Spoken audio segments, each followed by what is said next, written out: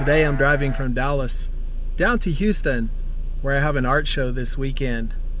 Along the way, I thought I'd talk with you about how to show your work as an artist. There's no real blueprint for going about that, but I'll share with you my own experiences as well as some ideas on how to get started exhibiting your work. Come along, let's do it. Vamos.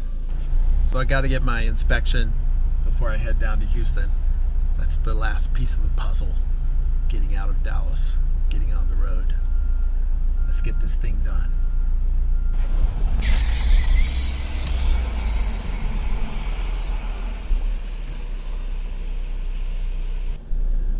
Woo! It passed. Yeah. It passed? It passed. Oh, that's good, man. Yeah. I heard the sound, man. This my car, man. I like it.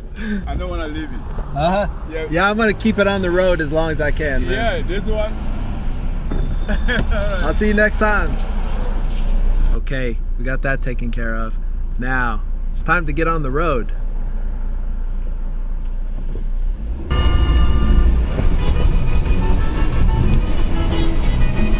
I'm not saying this is the gospel truth, but it's the gospel according to Cowboy Randall.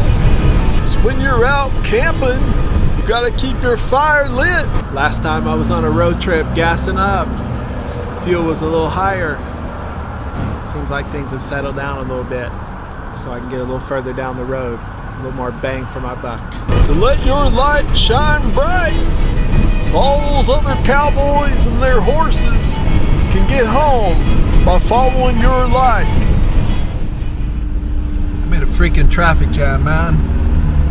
Haven't even gotten a quarter of the way to Houston. It's all the way backed up, bro. I can't even see how far.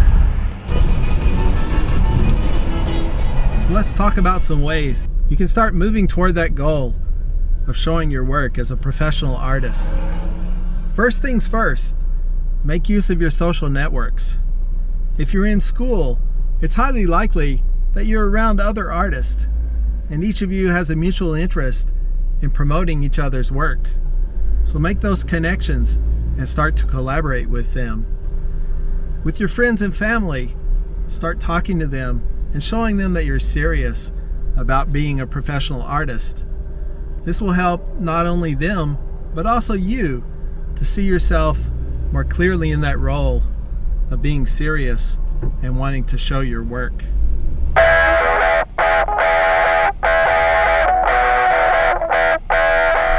When I was in grad school, I got my first dedicated art studio.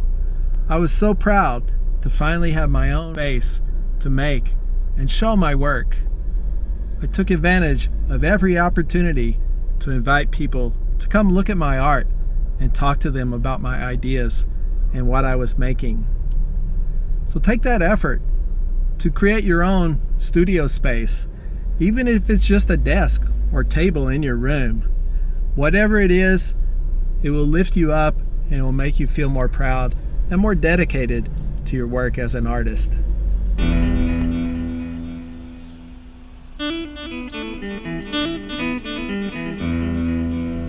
Well, it looks like the traffic jam may be about to start unwinding, so we'll pick back up in just a little bit. Talk more about getting started in showing your work as a professional artist.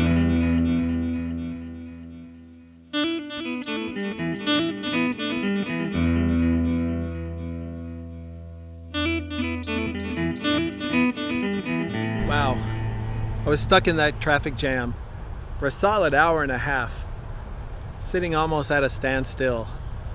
Thankfully, it finally cut loose and I'm back on the road. I just decided to stop for a few minutes and stretch my legs here at a rest stop. The traveling life.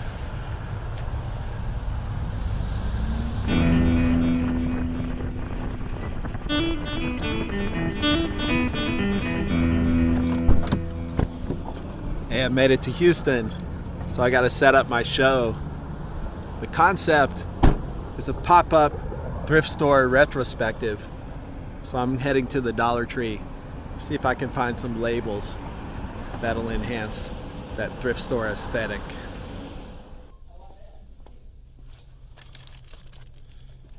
Just remember that your donation makes this art ministry possible. If you haven't yet, take a moment to click on the button and make your donation to our life-changing ministry. The opinions or viewpoints of this program are not the viewpoints of this program.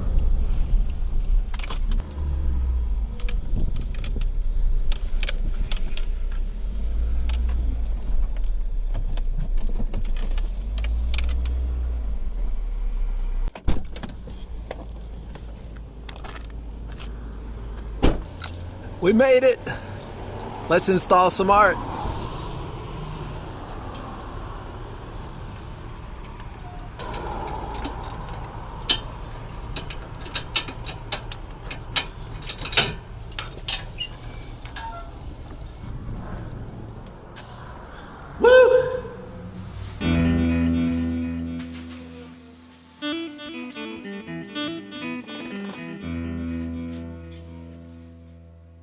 I felt a lot of excitement in bringing this work to Houston.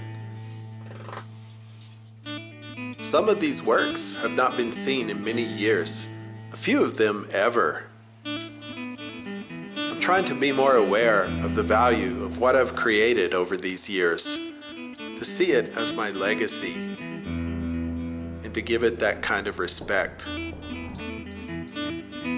The cool thing when you show your work is you see the relationship between the different pieces you've made. When you find a connection between a work you created recently and something you made 30 years ago, well, it kind of blows you away. You think like, hey, I'm doing something really cool here. Almost there. So I play artist and curator. Sometimes curator Randall has to tell artist Randall his work's not going to fit in the show. These guys didn't make the cut. That's how it works with curator Randall. If you're just getting started showing, it's a good thing if you can find someone who can look at your work and help you edit through and place it in the context of a space. Because it's really the way the works interact that makes everything come together.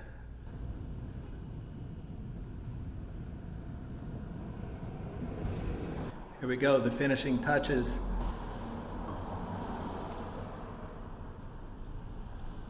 Yeah. Just finished the install. It took about an hour and a half, which is not too bad considering it's 30 years of work. I just counted, there's 77 pieces in the show. Really a small fraction of my production over these last 30 years. But looking around, it feels great to see it all together in one place.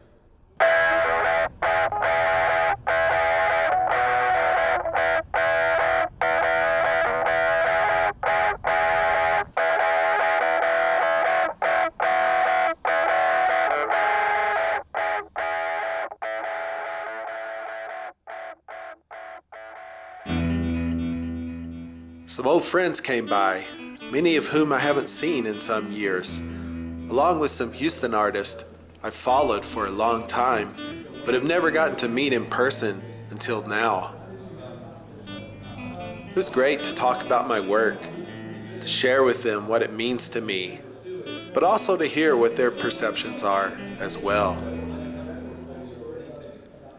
That's one of the cool things about art. It's not didactic. It doesn't tell you what to believe, like politics or religion. Art is more like mysticism. It gives you signs that point in a direction, but you have to decide where you want to go with it. The skulls kind of make me think of memento mori, remember death. It's also a motif in like vanitas paintings, where you may have some flowers, an arrangement of flowers, and a skull there, and the flowers may be wilting. It's an interesting conjunction of beauty and the morbid, and these pieces kind of reminded me of that theme. My friend hit on something pretty significant about my work.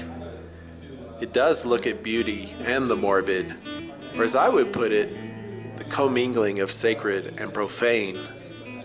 To me, this really captures the essence of life. We have these experiences, at times profound and exalted, and other times lowly and base.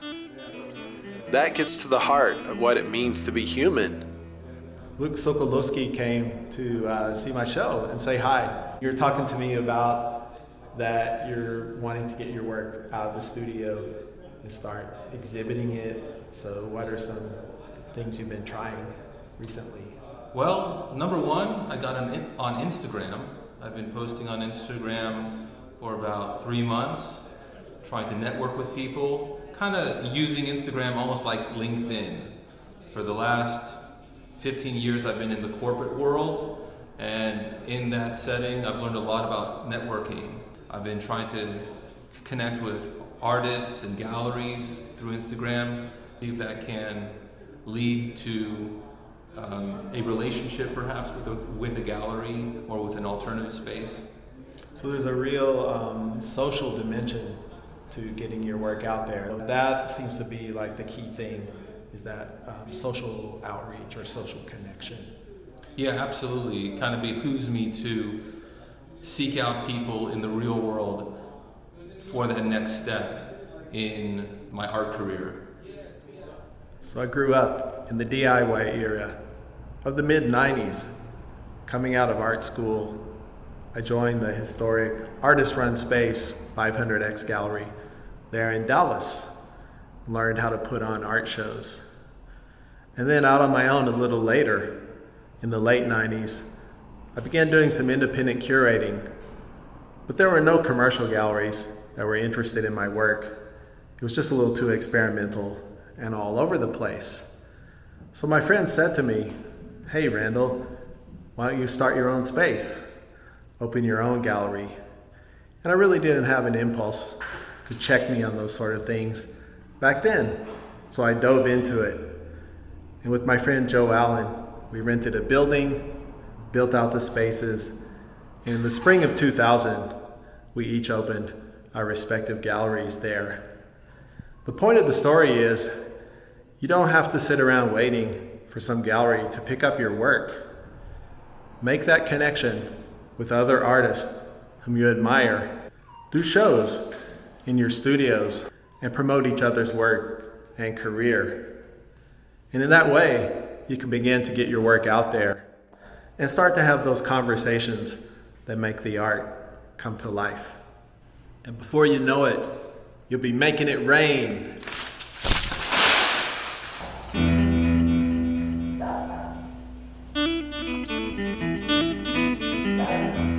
I read a book once called How to Make a Living as an Artist, like years and years ago.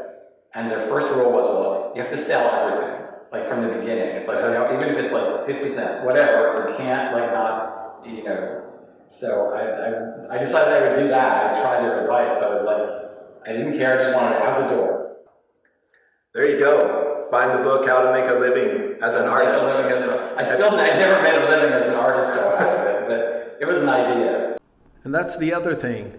If you really do have your heart set on showing in a commercial gallery, then approach it with some insight. Find the galleries that fit your aesthetic. Go to their events. Meet the artists who show there. Talk to them about your life. Meet the owner. And eventually, in the course of the conversation, they're going to ask, "What do you do?" That's when you can talk about your work and just introduce it naturally into the conversation. In that way, it becomes much more organic. It's a mutual exchange. You want to find out where you're a good fit. So keep that in mind as another option.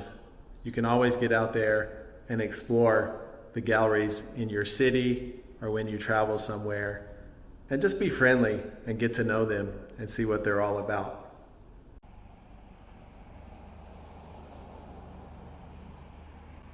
And at some point, as with all things in life, your art show is going to be over. You're going to have to take the work off the walls. Like Dave Hickey used to say, when you turn off the lights and close the door, is the art still going to be there?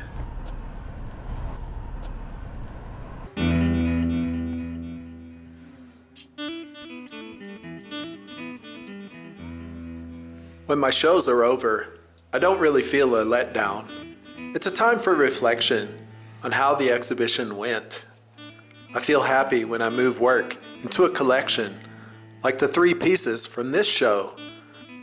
And I like to consider the responses I received, how others related to the work, and what insights it gives me going forward.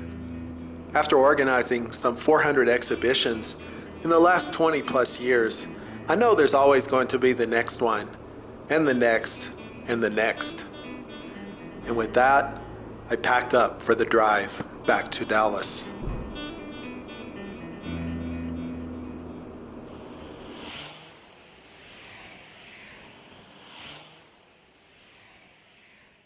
It be like, what kind of woman gonna fall for a maintenance man?